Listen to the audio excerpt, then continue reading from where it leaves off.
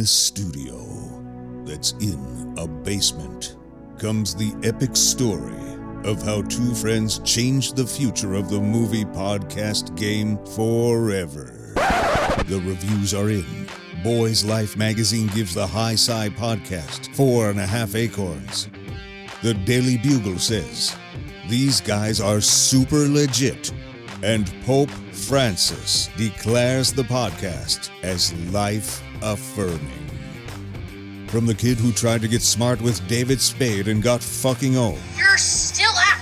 You're still bad. And the guy who can name all four Baldwin brothers. Alec, William, Daniel, and the baby boy, Stephen. Live from the studio of his parents' basement. The Have You Seen It podcast. Hello and welcome back to the Have You Seen It podcast. My name is Mason Knight. Sitting across from me is the one and only Cash Kraus. But before we begin, if you guys could please be sure to like this video, comment below, subscribe to the channel, and hit that bell notification as we drop videos here every single day. It really does help grow the channel, guys, and you guys contributing to our success. So yes. We couldn't do it without you. We couldn't do it without you. That's my candid response every time. I think that's what we will lead into. But so true. So true. We could not do it without you. Absolutely not. And we wouldn't have been reviewing this show specifically. Had it not been for our audience. See, I bring that shit around our viewers. Full circle. Absolutely. We're right back on track. And I sure am glad that they recommended this because things are heating up. They're getting spicy. Oh, so spice. So much spice. Now was Gatatande. You thought he was, you thought he was maybe struggling in the past, but man, is he struggling now? And when your big film flops, it's never a good feeling. We've been especially there. when people are laughing at your death scene. There, It's really tough. Well, I mean, this episode 3, titled, I don't know. It never says. One thing about this on Netflix is it never says the titles, and it never does like on the previous episode. It never does a flashback or anything like that. No, but it does title the episode. It's just in really small writing at Sacred Games at the bottom. Really? I've never seen it yet. It's called Apasmara, and that's which a is guy the he story. talks about. Yeah. Which is the story Pankaj Tripathi talks about. So. Yeah, which is one thing we got to talk about. We are getting more Tripathi. More Tripathi, and it's just fun. like they promised us. Yeah. We are getting more Tripathi. The hippie cult leader. Oh, hippie cult leader who he's staying on brand for all cult leaders. The only time you ever see him smile is when he's brought into a room with too much money. Yeah, that's true. The only time he cracked a little smile there. I saw that. Oh, he was happy because cult leaders want like one thing. Like two things, okay? They like fucking the people in the cult. That's what I was going to say. They love fucking the people in the cult. Always is the downfall of the cult. It is. 9 times out of 10. And money. And that is why that's why Scientology was so successful is Ron Hubbard only like doing one of those. He just liked money. He didn't fuck that much. Yeah, that's what I've heard. So surprising. Might not have been able to whoop. That's the thing. He was on some drugs. Yes. It's probably incapable. But look, Scientology's still around. Still around, yeah. Still around, making flourishing billions of dollars. Of course. But primarily because they're actors. But, yeah, well, they have a huge hand in they have a huge hand in the government now too, as well. So that's fun. That's the one thing you got to do if you're gonna start a cult. I'm talking to the fans out there. I'm talking to the people. One or the other, money or fucking, but not the two. Don't cross them. Being a spiritual leader, you would figure the most important thing is spirituality. Yeah. And not the fucking and money. Well, if you read a little deeper in the Bible, it's pretty much about money. Fucking every story is about money or fucking. I don't know. I don't know. I would say Islam and Christianity don't like fucking. Oh my God, there's so much fucking in the Bible. Are you kidding me? There's dudes fucking each other's daughters. Well, yeah, dudes but fucking their own daughters. Well, yeah, that's true. Yeah, that's Sodom and Gomorrah. I mean, that's just about fucking like dudes fucking dudes. That wasn't allowed, but everyone else is fucking constantly. Yeah. Oh my God, are you kidding me? But yeah. So in this one, a lot of craziness happens. A lot of things happen. Like we said, Nawaz makes a film. It seems like in 10 days, maybe he flips his film Well, around. and kind of against the will of the director, I would say a little bit. When you hold him at gunpoint every time. Bunty got wheeled onto the set, and that's still, I don't understand why they're... What a troublemaker. I don't understand why they're having Bunty still do jobs. I don't know. But yeah, that's a little ahead, though. We're skipping around. We are. We should probably talk about, obviously, Gitande showing up to Tripathi. And I want to know what's in that red drink because I'd like to take some.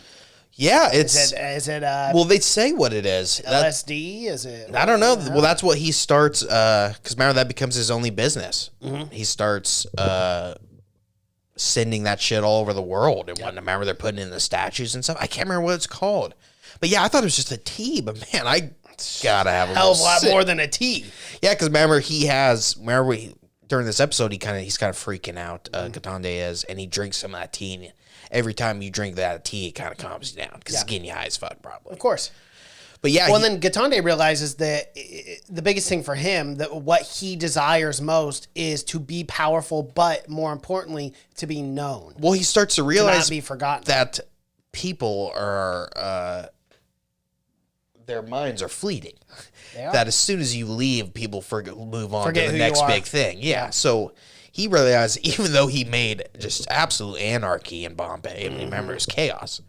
He was killing hundreds of people, children, women. Well, season 1, people forgot about him. Barricaded the Muslims and lit them on fire. Nope, horrible. That happens all the time. Horrible. People don't even remember the guy. No. Gitande?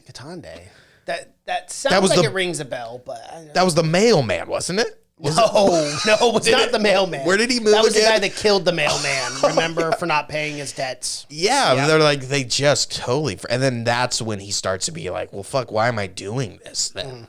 Like, what? I mean, I can't sleep at night. Everyone I love is dead. What's the point if no one's going to remember who I am? So he's like, I'll make a fucking fantastic film about my life. And that always turns out great. Right. Especially when you're a gangster, you kill people. What better way than to break out in a song? Yeah. To sing about your love for Which is why, because even in Bollywood standards, they fucking hated this film. Yeah. And you know what? I'm going to go back to my theory from season 1. I was dead right. I told you. Is cuckoo. It is cuckoo. I told you it would be cuckoo. Well, what's wild about that whole thing is not that she's actually cuckoo, but it's that Zoya did the film even though originally she didn't even want people to know that she was associated with Gitande at all. Yeah. Now she's starring in his film. Not a good look. Not a good look. People put 2 and 2 together. They're not that dumb. The whole Zoya thing is still very odd. He's just not over that at all. No. It's been years now. I know, and he still just loves cuckoo. He does. But you know what? I'm pretty proud of myself. I didn't necessarily get it 100% right, but I'd say 95%. Yeah, I would say you weren't even in the ballpark. I would say by mishaps you stumbled ass backwards into something that's still not right because she's not Zoya. But she played cuckoo in a film, so it's kind of you're right. If you close your eyes, you squint a little, you're there. See cuckoo. But yeah, movie flops fucking sucks, dude. He thinks it's going to be dramatic. People are laughing the whole time. And you know it's going to be bad when at your premiere, there's like 12 people in the theater. Mm-hmm. Never it's a premiere. Good idea. The film's supposed to be packed. It's supposed to be. It's supposed to be huge. And he has to come in some weak-ass disguise, too. Yeah, I know, with like the buck teeth or whatever. Yeah. Like, okay. But life is not working out for him either because obviously the raw agent, what's her name? Kasum Yadav, she tells him, hey, you got to do this one thing for me. And he's like, okay, for 50 million shillings. And then they're like, look, you got to work with the I don't even know what I can't even imagine how many 50 million shillings are. It's probably a lot. My guess. Probably $5 million. What's a shilling? What are we in 14th century England? I don't know. Do people still have shillings? Oh, yeah. Shillings is still a currency. Trust me. Are these pirates? They're not pirates. They are raw agents. How dare you? Yeah, 50 million I mean, I guess it's mean like gold shillings or something. There's no way someone's currency is called shillings still. But yeah, she says that, and he's like, yeah, I'll fucking do it. But then she's like, you got to work with Issa. Of course. And one guy in the world he won't work with. Yeah, he holds a grudge. Not a lot of people remember Gitande, but a lot of people remember that Gitande hated Issa. That's for sure. So for them to ask him that, he pretty much says, I'm going to fucking kill you. That's what he said to Yeah, her. it is. And it didn't work out in She's his like, favor. I did not expect that response. That was kind of a turn there. Well, and then she kind of gives the okay for all those raids, and he's losing 50 million, 100 million rupees at a time, or shillings at a time, whatever. He can't put his money in a bank. He just has it in a room. It's not safe. And mattresses. I mean, what a cliche. If you're a cop, your job's made real easy when you just pull the futon out. You better and hope cut a it fucking open. house fire doesn't happen or Oh, something. shit. Yeah. Your entire business could be wiped Flame. out. Yeah. If someone lights a candle for too Yeah. long, your business is gone. But yeah, so he's got a big money problem. He's losing money, and then he had too much money. But again, if you got money problems, you know who to call. It's your father. He'll make that money disappear for you. You will. But yeah, so things, and this is, in all seriousness, is Gatande, for the first time we see that he's kind of like, all this shit is finally starting to get to him. He has that flashback of Cuckoo and the other And two then his women. father. Then his father and those other two ladies, I can't remember their name. They just fucking died anyway. So Right. But this is the first time though that I felt like it's starting to weigh on him. Yeah, for sure. Because that's why he was such a good gangster in the first place. Was he was a Scarface kind of character to where he could kill anyone and nothing weighed on him. Yeah, nothing. But now it's But now with his father saying you are going to suffer for the eternity, Yeah, and he you're kinda never going to has find peace. a fucking flashback. Yeah, and he's like, what? He's like, I thought I was gonna be fine about killing all those people, but no, a little starting to weigh on it. And the they dad's show- still around. They show child Gatande smash his mom's face in. Yeah. Yeah. Weird enough, they put the dad in the movie. Or Yeah, they did. Yeah, that's They right. made him a banger. Yeah, they made him a bad guy too. And even Gatande was like, I don't know how comfortable I was with that. Yeah. Something along the lines. He's Because in the film, his dad killed his mom. When it was Yes. really Gatande who killed his mom. Yeah. So, poor dad. Very odd, yeah. Took the fall for that one. that's still around though. He's still around, still kicking in prison. Yeah, he looks great. No one ages. No. No one. Not in this But show. you did see Luke Kinney this time at the You did. for sure. Okay, and that confirms that I saw him Yes. in the last episode. There, he's just kind of around in the background going like, He's just kind of always He's not high up kind of right now. killing people too, just randomly. And towards the end of this episode, he Yeah. just walked into the crime scene again, looking for something. Just go ahead and kills a couple cops forgot like about it's that, yeah. another day in the park. You know? yeah, I'm not again mystery role for Luke Kinney, and not Yeah. sure what the party's going to play. But we haven't even talked about Sertaj yet. We have not. Don't forget, Sertaj is going around. He actually does decent fucking police work in this. For once. It is the first. Literally, we're two seasons in, 13 episodes, or 11 episodes in. He's the first Finally time doing he's good done. police Because remember, he finds. Well, first they're talking to the girl. And I'd put on some kind of. I'd put it on gloves, maybe. Radiation poisoning, you could call that. Goodness gracious. I would, if I was interviewing her, I'd want to be in another room. Well, I'd want to be in a hazmat suit on top of that. Yeah, for sure. I'd want to be in another building doing a Zoom call. I would not. With modern technology, you figure why take the chance? These guys right? are insane. But he's right up in her face. He is. He doesn't care. No gloves or anything. He goes, COVID? No problem. I got this. He's giving her open mouth kisses. He is. He's really shooting his shot.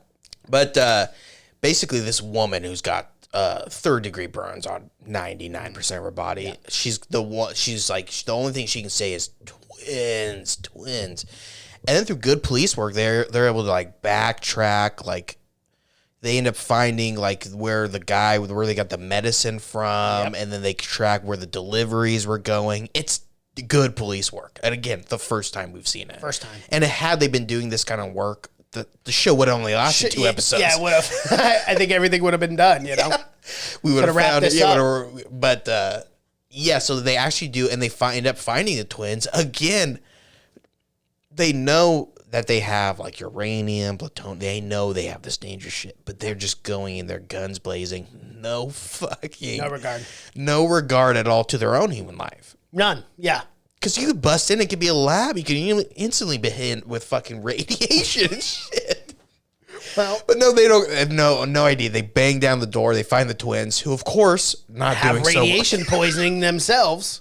When they did that detective work by like asking, they were ordering medicine every 3 or 4 days For when they were burns and shit, staying yeah. there. Yeah.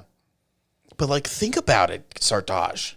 these guys are getting burned all the time. They're living in a place where they're probably where there's got to be some other team you can call for this kind of nuclear. Yes, I would have to. I'm agree guessing with the that. government at some point kind of Maybe steps in, yeah, and be like, "Hey, this lady's got radiation burns." It doesn't happen very often. Have you heard about the kid that made his own reactor?